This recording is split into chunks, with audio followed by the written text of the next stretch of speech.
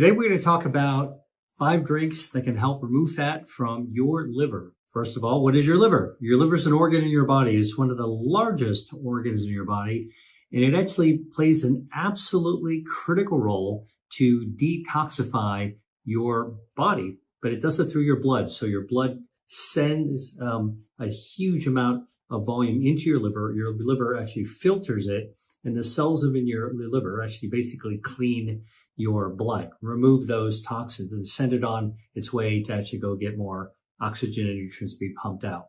Now, the liver actually has some fat in it, and it actually can hold on to fat.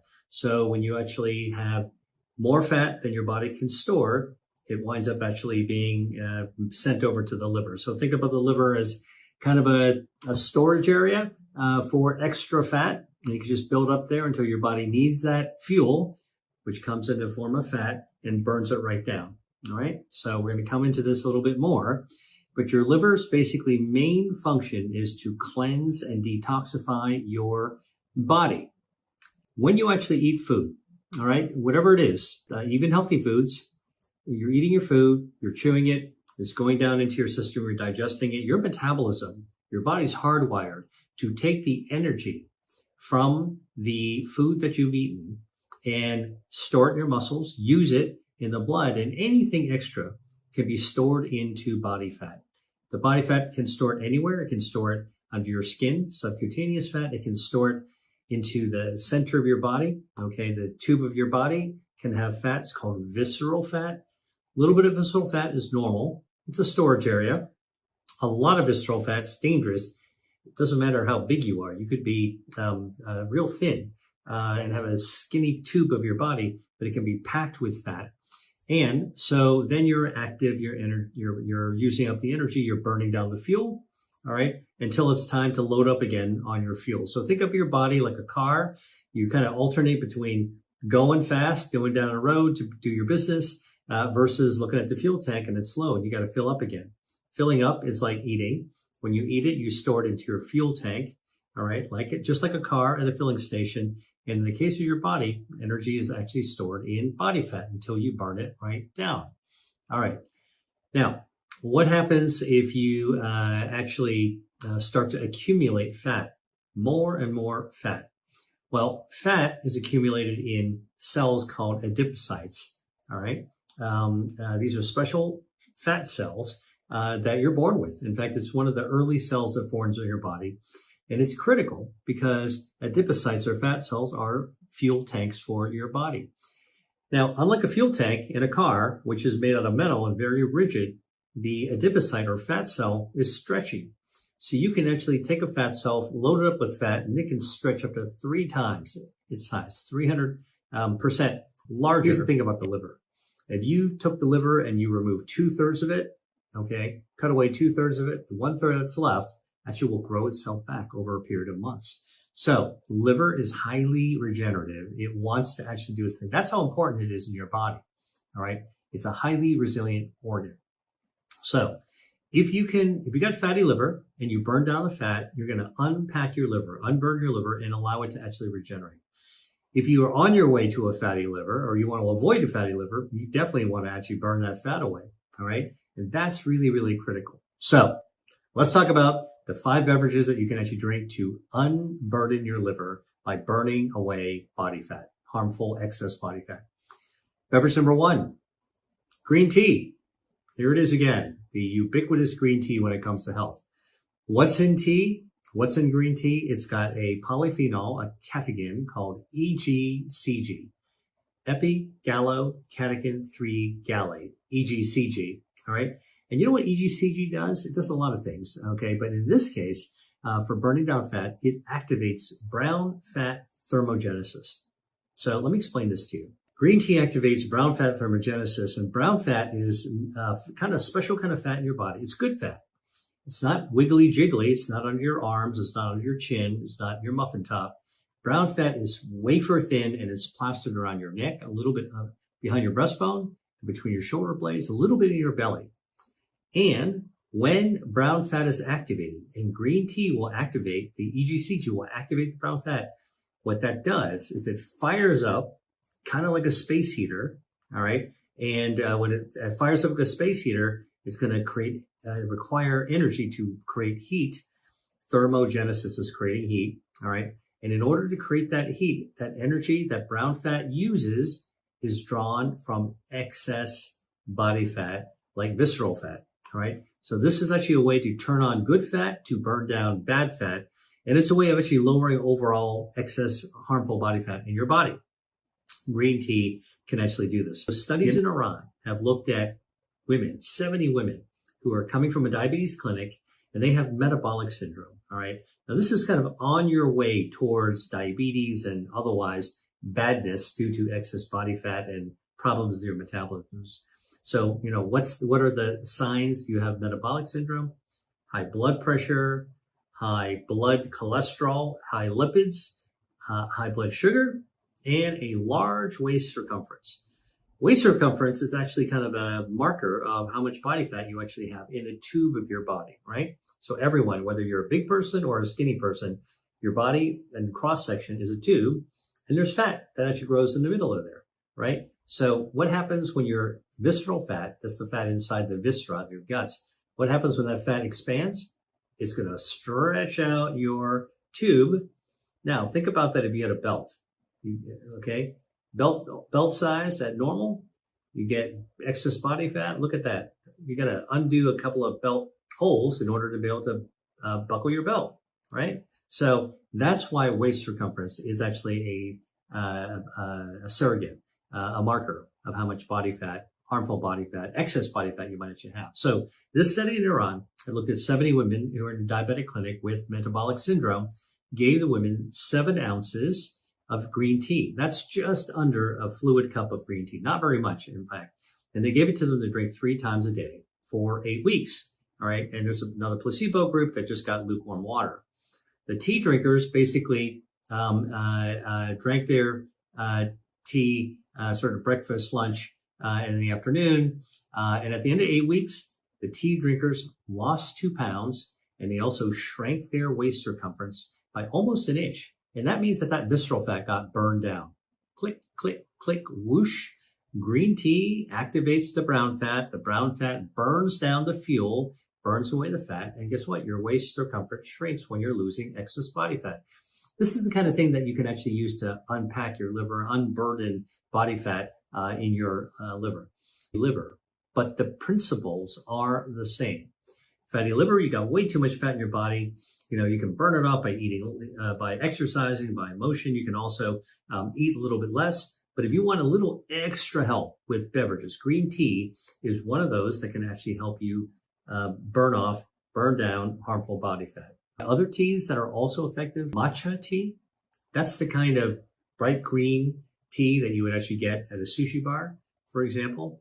And by the way, matcha is an exceptional tea because while green tea is like the tea leaves steeped, right? So you take the whole leaves, you put them in a bag, or you put a loose leaf, and all the good stuff, the polyphenols, the EGCGs dissolving out of the tea leaf into the water. With matcha, you take the entire leaf and ground it into a powder and stir that in. So you get the entire leaf. You get all the EGCG, all the polyphenols, and you get all the dietary fiber as well. Good for gut health, good for metabolic health, helps you burn fat. And so matcha is another tea that's been shown to be fat lowering. Oolong tea is another tea. All right. And if you know what oolong tea is, you probably nod your head and say, hey, that's my favorite. Now, oolong tea is the kind of tea that you will often get in a Chinese restaurant. It is not green, bright greens. It doesn't look grassy. It's got a little bit of an oxidized taste because it's slightly oxidized. It's not a black tea, not English breakfast tea, but it also still has EGCG, the catechin that actually helps you burn off extra body fat.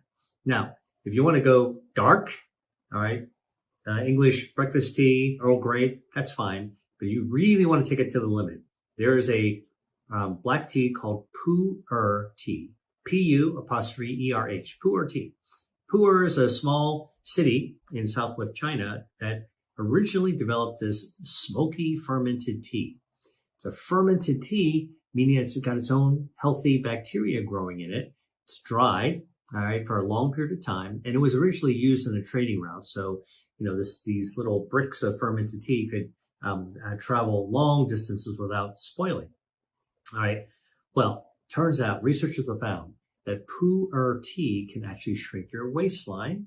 It's got the EGCG, it's got the catechins, but it's also a probiotic tea that can also improve your metabolism. So although I talked about green tea, we also talked about matcha and oolong and pu'er tea, and I'm telling you, black tea, like English breakfast tea, and Earl Grey are also really good. Here's a pro tip though. If you're going to drink tea, drink it straight. Don't put sugar in it. All right. Sugar, carbs, calories. Now you're actually not doing yourself a favor. You're trying to burn down harmful body fat. All right. Let that tea by itself do its job. The other thing is that, some people actually like to put dairy in their tea. You want to cut your tea with a little bit of milk. Don't use dairy. And the reason is this, dairy from cows have dairy fat, and the dairy fat forms little soap bubbles that bind up the polyphenols. And then you drink it, the little soap bubbles that contain the polyphenols just trickle down your gut, and you haven't really absorbed it. All right. So drink tea straight if you can. All right. And cut it with something, cut it with nut milk. Almond milk is fine. Soy milk is fine. They don't actually form those types of bubbles. Beverage number 2, coffee, my favorite. All right. Now, coffee has been studied a lot for metabolism. It's definitely helpful for metabolism. It definitely burns body fat. And the way that coffee does this is that it activates brown fat thermogenesis, just like green tea. So coffee with chlorogenic acid, one of its bioactives, activates your brown fat. That's the useful fat around the side of your neck, behind your breastbone, a little bit behind your shoulder blades, a little bit in your belly, and it fires it up. Click, click, click, whoosh. And then your brown fat is generating heat, and it's powering itself with fuel, and it's stealing from your visceral fat, your harmful fat. Activated brown fat burns down harmful, unwanted fat, unburdens your body of fat. That's really good if you're really trying to counter a fatty liver. Now, the other thing about coffee and chlorogenic acid is that it actually prompts your body to make even more brown fat. Put more gas burners on your stove. All right. Now it's not click, click, click, whoosh with one. You want 6 burners. You want 8 burners. Coffee will actually give you lots of burners to be able to draw more fuel. And in fact, there have been clinical studies that show that this actually works. In fact, one involved 504 people, and they're all coming from Indonesia. And it showed that drinking coffee drinkers actually had less body fat. And by the way, although caffeine can stimulate your metabolism as well, in this study from Indonesia of coffee drinking, they were able to remove the caffeine, and they found even without caffeine, coffee, the chlorogenic acid, would fire up your brown fat and actually cause you to lose weight. Another study from the Harvard School of Public Health and researchers from Singapore and Switzerland actually looked at something else really interesting. They took 26 men and women, ages 35 or 36 to 69. These people were overweight and they had insulin resistance, right? So they're on their way to actually developing type 2 diabetes. And half the group was given 4 cups of coffee per day, 4 cups of coffee. I probably drink 4 cups of coffee a day. All right. And the types of coffee they made were with Robusta beans. And they drank 4 cups of coffee a day for 6 months. I can tell you, if you had a kitchen camera on me, I'd be drinking at least that, and over for many, many more months than 6 months. And the other group that they were actually researching got a placebo that looked and tasted like coffee, but there's no coffee in it. No caffeine, no coffee. And the coffee drinkers had their brew at breakfast, at mid-morning, middle of the morning, at lunch, and also after lunch, right? That's when they drank their 4 cups of coffee. And at the end of the day, what they found is that the coffee drinkers lost 4.6 pounds. They lost 4.6 pounds of body fat. They lost body fat. By contrast, the placebo drinkers actually gained body fat. They gained weight, all right, completely in the opposite direction. This really shows you that coffee has an effect on helping your body burn down extra body fat. Click, click, click, whoosh.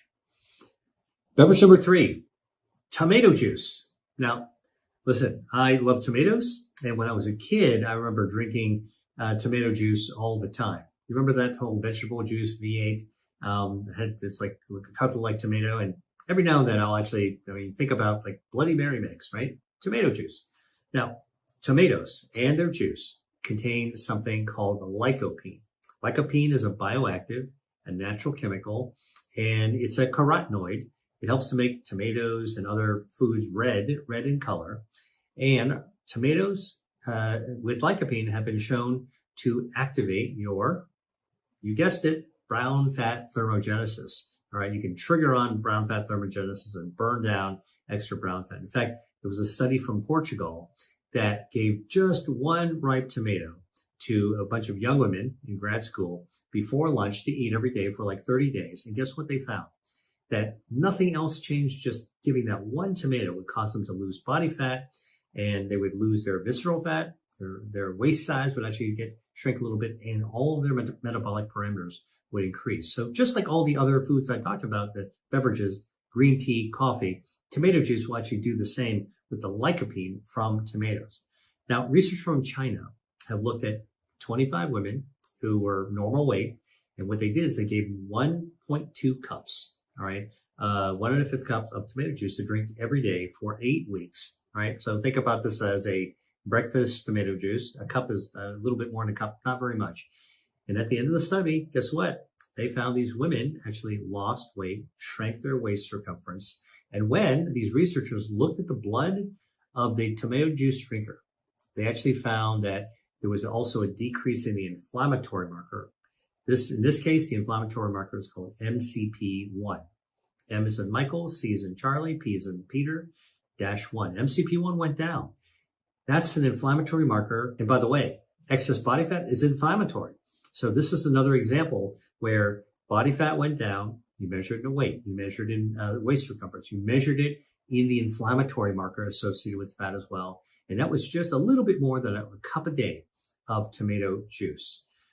All right. Now, if you're going to get commercial tomato juice, just please look at the label on the side and make sure that there isn't preservatives or flavoring or colorings that you don't want to have in there. All right. You're going to want to have pure tomato juice. You can learn how to make it yourself as well. And by the way, we're talking about beverages here, but you can probably guess if this works with tomato juice, tomato sauce is also probably going to be also a good way to integrate this into your diet. Got to be practical. You know, you might not want to drink tomato juice every day, then go for tomato sauce. All right. Okay. Beverage number 4 related to tomatoes is watermelon juice. Now you're like, wait a minute, Dr. Lee, watermelon and tomatoes, nothing alike. You are right, except both tomatoes and watermelons have lycopene. That's right. Watermelon, which has got red flesh. Remember I told you the lycopene helps to provide color. Watermelon has lycopene. It's got a lot of fluid in it, which is good, but it's also got lycopene in it. A lot of people don't know this, but watermelons were not originally, they came from Africa, but they were not originally red. I think they were yellow, and they weren't sweet. They were just used for water, for hydration and, you know, the hot environment. But over time, they got bred to be red and sweet, and that redness actually brought with it lycopene. Now, researchers have been looking at watermelon juice, and here's what they found. They found that homemade watermelon juice, that means you get fresh watermelon, you chunk it up, you put it into a blender, okay, and you puree it. You can make about 3.5 cups of juice this way. These researchers did 3.5 cups of juice, all right? That's a pretty sizable amount of juice. That's more than a tall glass. But that drinking that watermelon juice for 3 weeks could double the amount of lycopene, that fat-fighting substance in your blood, because it's in your blood where it goes to work, all right? So watermelon juice actually is a good way to get more lycopene into your body. Have some tomato juice for breakfast, have some watermelon juice for lunch, or in the afternoon. Or if you're going to go out, if you're at the beach, or if you're going for a hike, drink some watermelon juice before you leave. And you know why?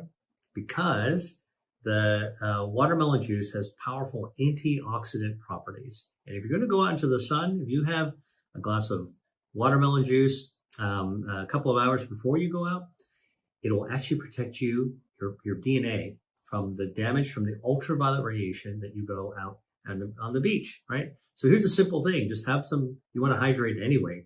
Hydrate with fresh watermelon juice. This is a good thing to prepare if you're going to go out to the beach and you want to pack something. Again, if you're going to buy commercial store-bought watermelon juice, please look at the label. Most commercial watermelon juices have a lot of other things besides watermelon juice. All right. They got some watermelon juice, some real watermelon juice, but they've got sometimes artificial coloring, sometimes added sugar, sometimes preservatives, sometimes other juices. No, you want to go for the pure one. So make it yourself if you want to. Let's pick up a watermelon next time you're at the grocery store and keep it on your counter. And then when you're actually ready to make the juice, it's sitting right there. All right. By the way, the other thing about watermelons and watermelon juice that's healthy, this is like an extra credit benefit for you, is that watermelon flesh has something called citrulline. That's citrulline, citrulline, which your body uses to make a substance called nitric oxide. Nitric oxide is absolutely critical for your health. And the more you actually have citrulline, the more nitric oxide your body's going to have. I'll tell you what nitric oxide does. It actually causes your blood vessels to dilate, relax. Guess what that happens then? Your blood pressure goes down.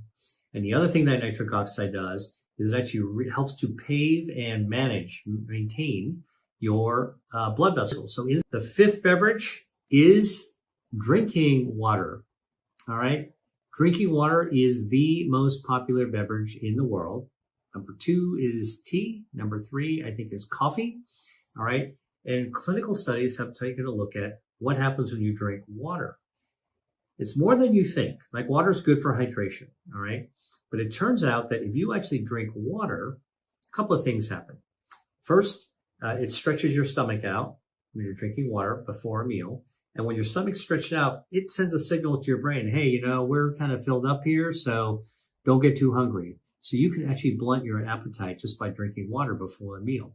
That means less calories are going to go in. All right, so drinking water actually can provide that.